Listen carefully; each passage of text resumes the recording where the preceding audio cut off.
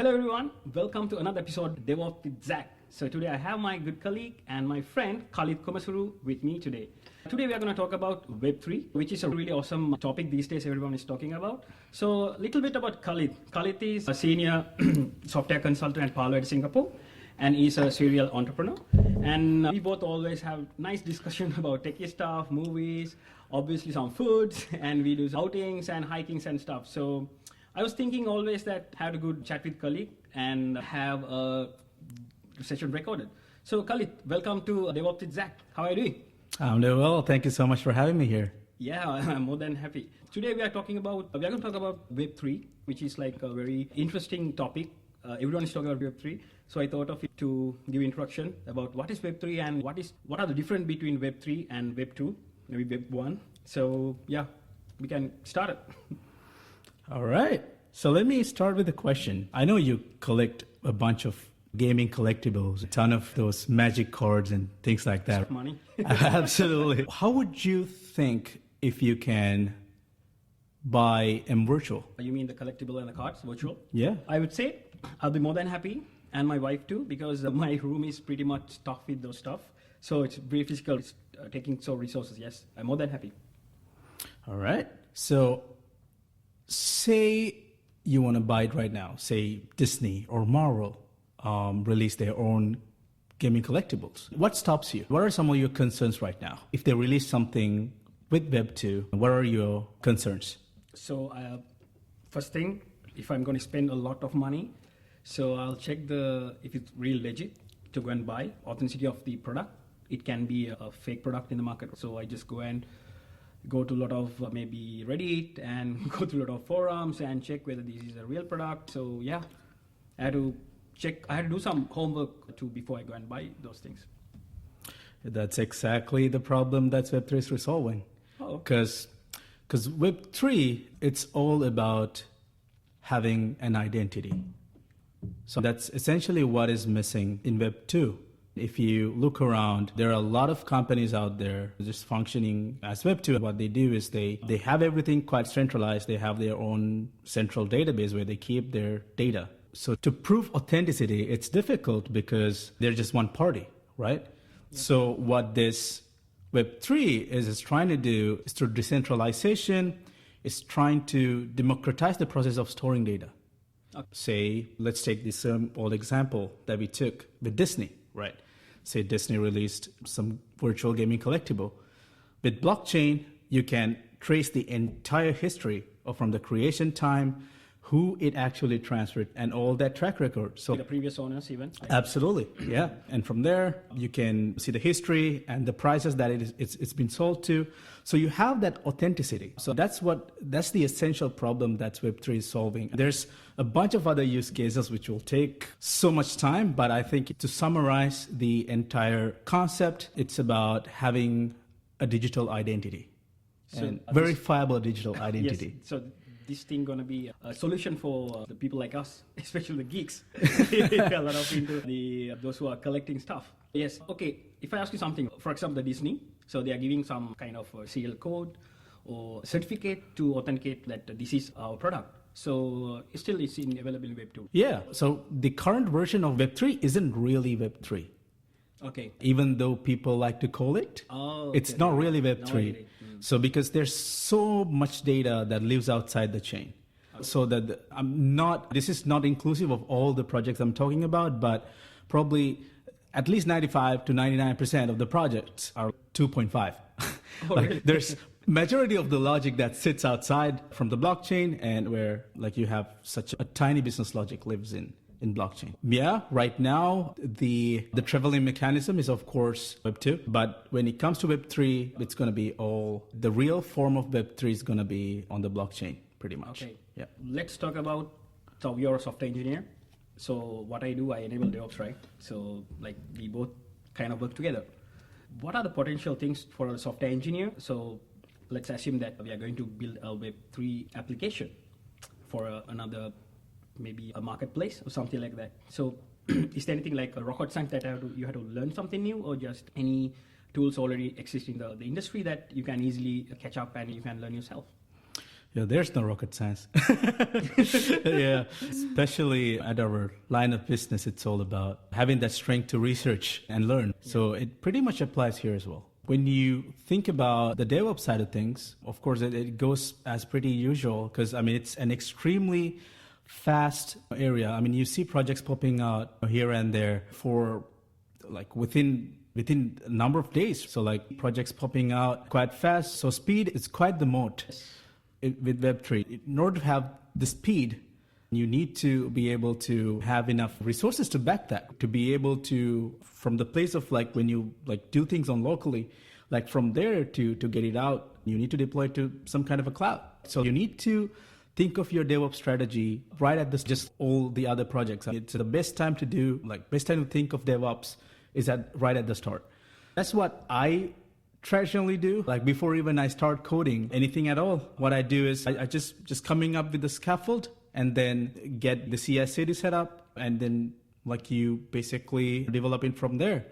So it's not like you sit somewhere and code for months and then think of DevOps. That's not how it's gonna be, because if you go on like that, you're gonna lose because it's extremely fast. Projects popping up. So think of DevOps first. Get your pipeline set up and all that from the get-go, and start developing your application. Yes, so I totally agree with that. So in DevOps, we are saying that our main purpose is deliver the product in high velocity to the market. It can be any kind of product, because your competitors are there.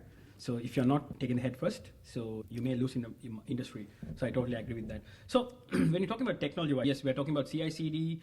Maybe the pipeline can be scanned. We use the security scans to check the vulnerabilities and the delivery. Then we talk about the CD part and the deployment. So many methods are there. So when we're talking about Web3, are the same stack that we are going to use? For example, if it can be a serverless infrastructure, it can be a containerized platform. Maybe we can, in containerized, we can deploy in Kubernetes. When you talk about cloud native, these tools, right? It is really cloud natively helpful to, like you said, the delivery of project to the industry in DevOps in overall, or else are you expecting more tools, something like new tools to do it very fast? Sure. Yeah, I think like with the Web2 aspect of it, right? I mean, Web3 is of course an inclusion of Web2. Yeah. The Web2 aspect of it, getting out your React project and all the other elements, just as I said before, right? There's a bunch of data that sits outside the chain. So for those data, you're going to have a database. It's going to be like just as an old project. So for those stuff, with the nature of these projects, that totally would depend on it. Let's say some NFT project, right? Okay. If you can build up your audience like beforehand, you can get an idea of what to expect, how this traffic is going to be like. But if it's something that you plan on, that say like you're building something groundbreaking, right? Of course there's going to be traction.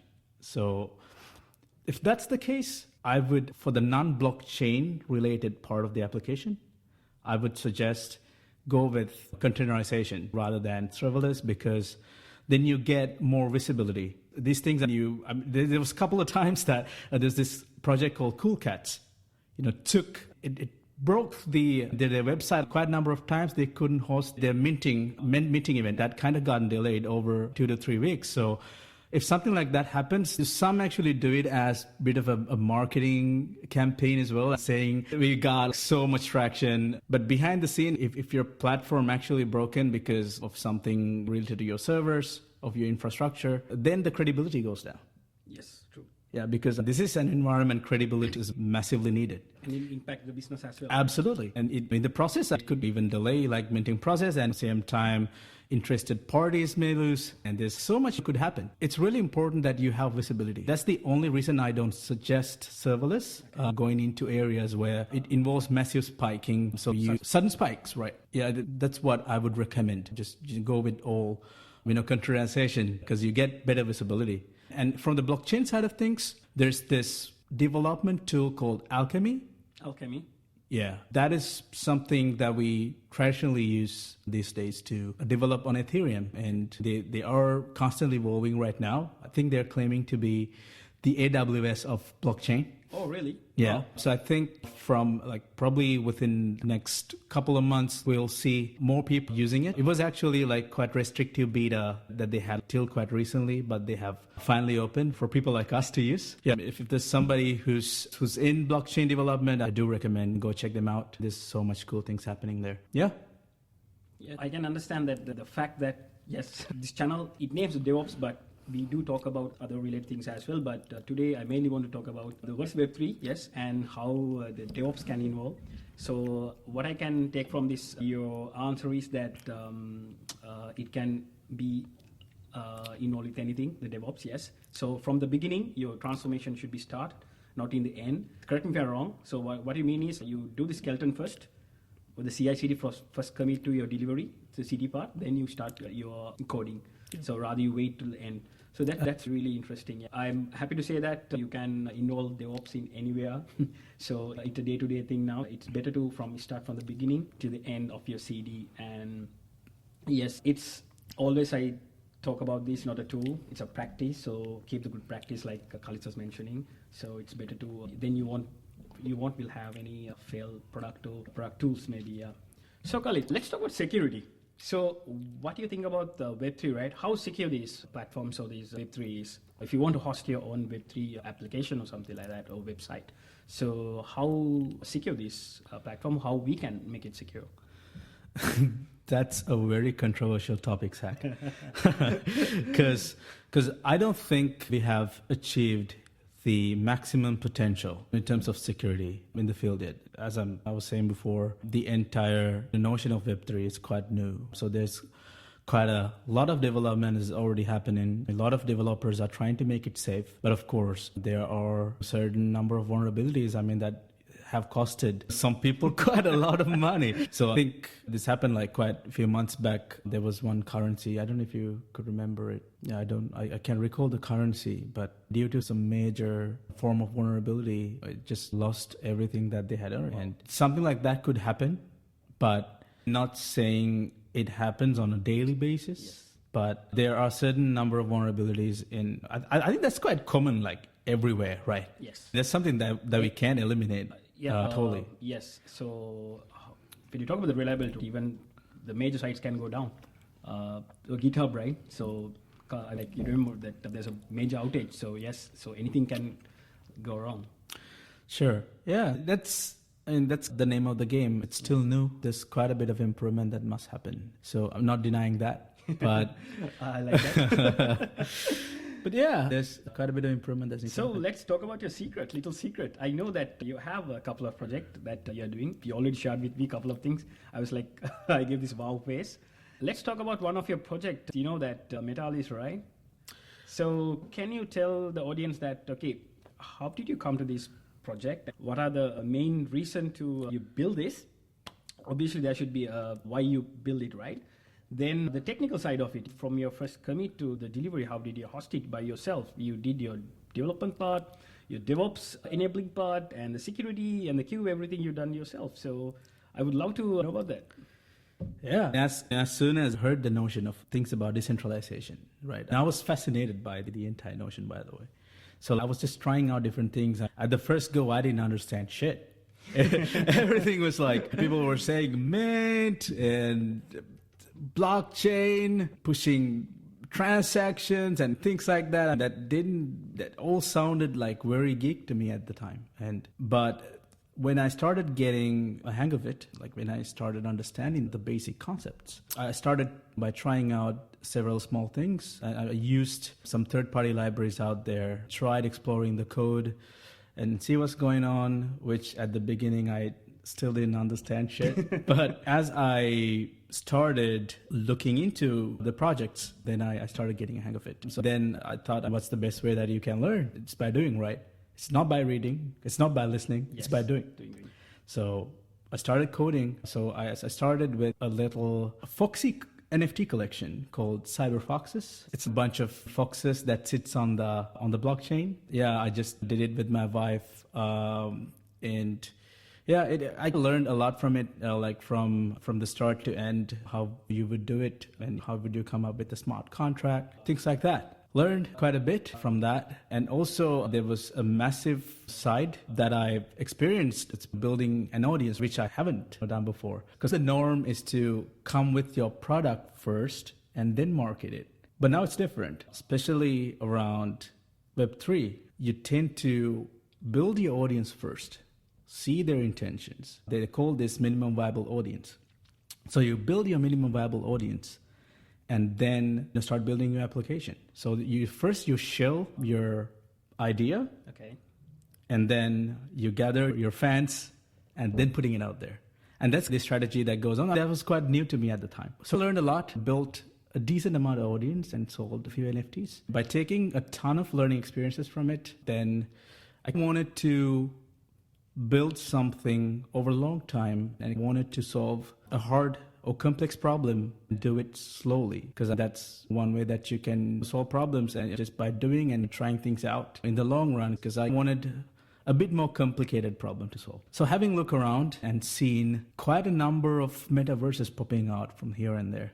There's Decentraland, there's Axie Infinity, and there's so many of the smaller metaverses as well coming from here and there. And even by looking at the numbers, I think there has been about around 700% of the number of transactions that has been increased from the last year in terms of metaverses. So looking at the trends, looking at the numbers, I thought this is going to be a mainstream at some point, right? Just like how we own real estate in the real world,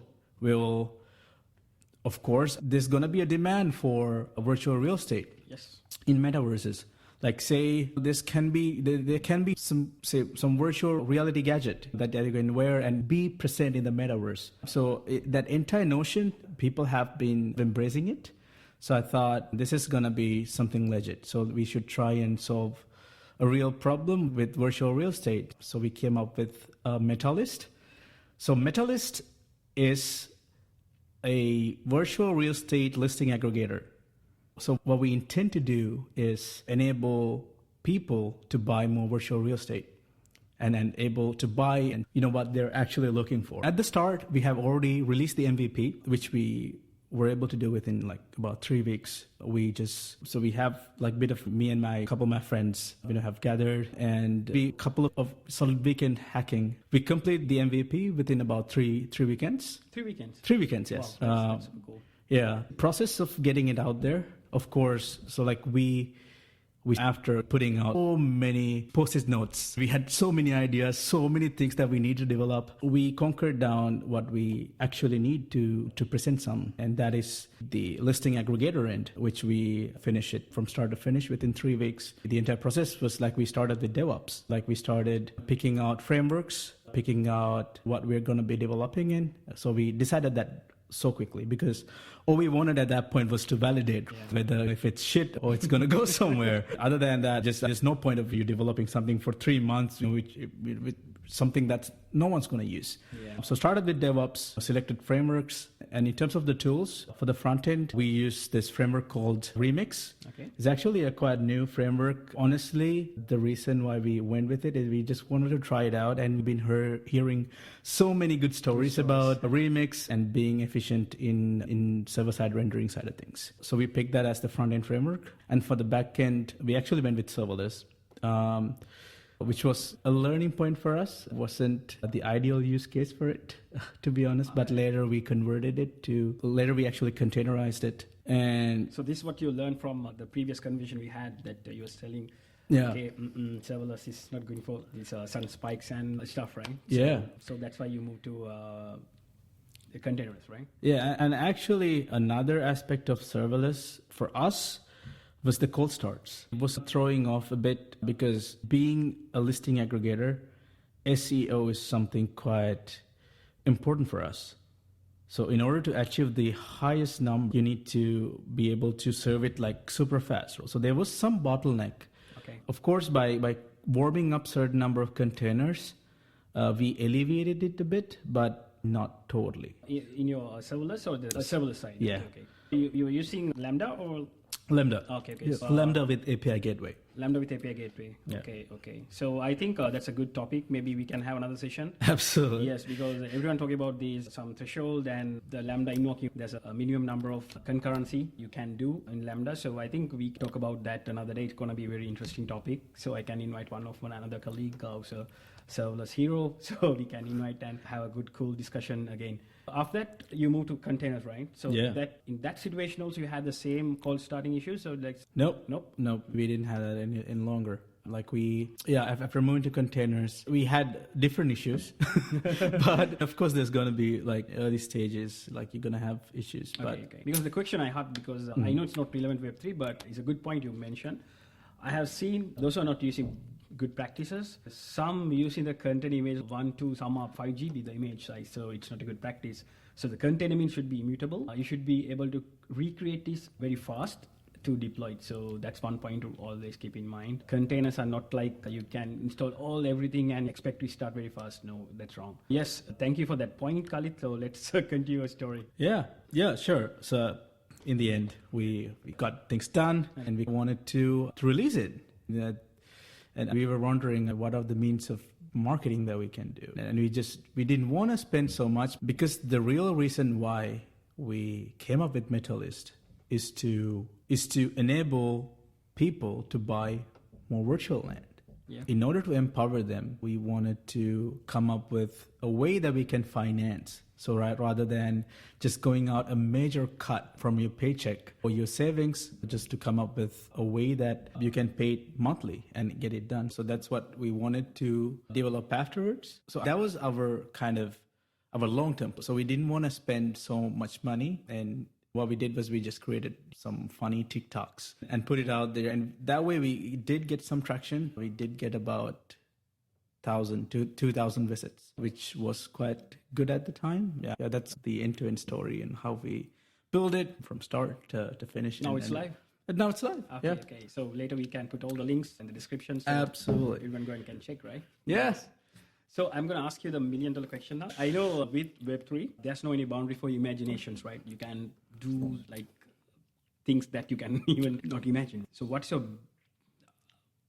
as a developer, as a software engineer in this Web3, what do you think, like any imagination that you want to do, make it happen to this Web3 industry? I think there's a lot of possibility with the fact that like you have an identity. You can have a verifiable identity built virtually. That enables a whole plethora of options. One thing that I'm really fascinated about, it's metaverse and how that is being emerging with Web3. And I think that's a real deal. And there's so much options. Just these days you have Facebook and Twitter, Instagram, and there's like a lot of social networks, right? So I believe at some point metaverses will overtake, or some of the major companies, like for an example, Meta, that's building their own metaverse, right?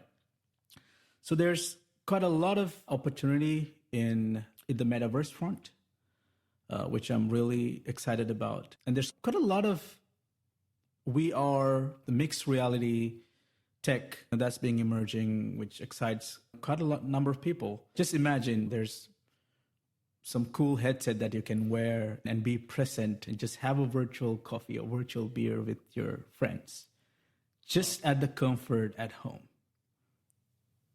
Think about that. Yes.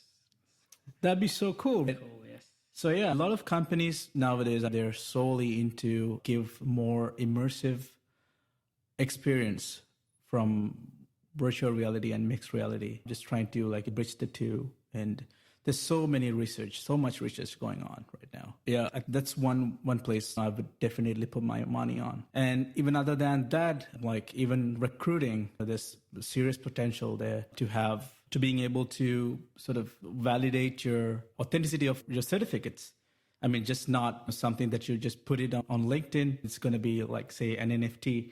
You say you complete some type of certification and you receive it as an NFT. So that's verifiable. You just can't just put it out there in LinkedIn anymore that you're saying, like, I got this, I got that. That's not going to be the case anymore.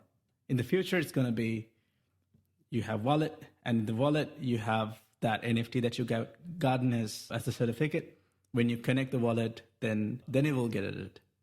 Otherwise, it won't. So that's one. So that's one way that it could disrupt recruiting industry, and it could help them a lot to see who's cheating and see who's like. And yeah, I think every industry is going to have its own impact. Another industry that I can think of, it's the entertainment. Think of your favorite nightclub, right? Just have their like your own sort of VIP membership. Right now, it's just a tag or like a card somewhere which they control. Say you have it as an NFT and you can resell it when you don't need it. Yes. So then it becomes, in a way, an asset. If that's something quite rare, say for a certain exclusive club, you only can accept a certain number of people, say 10 people. And then you're going to issue 10 NFTs. And when you don't need that, you can resell it. How cool would be that? And you have a record also, right? So yeah. Second user, the third user, the fourth user, so go on. It's never ending. There's so many options, man. I'm just fascinated about this. I think within coming years, there's going to be more and more use cases coming up. I know there's quite a bit of noise about this is being a fad and then not something it's not going to be there within 5-10 years. I think there's a lot of noise coming from in terms of energy efficiencies and stuff, which the developers are massively working on it right now to make it efficient. I think it's still early stage. Please give them some time to make things more efficient. I think it's going to help us in the future. Wow. So today we learned a lot about this, the metaverse, so many new things. It's pretty fascinating, huh? So I was imagining a few things while you're saying about these things. Okay, I could have done this, I could have done that. So the industry is there, so you can go and try. So Kalith mentioned later, I'll put all the links and related resources you can learn. And if any questions, you can ask. So Kalith will be more than happy to answer your questions later. Thank you so much, Kalith, to join with me today. So I hope to have you here again with another episode, like I mentioned before, so we can do another awesome chat. Thank you so much for having me again. So that's the end of this session today. We really had a good chat with Kalith. Thanks him again. And we'll see you with another episode with DevOps with Zach. Bye-bye.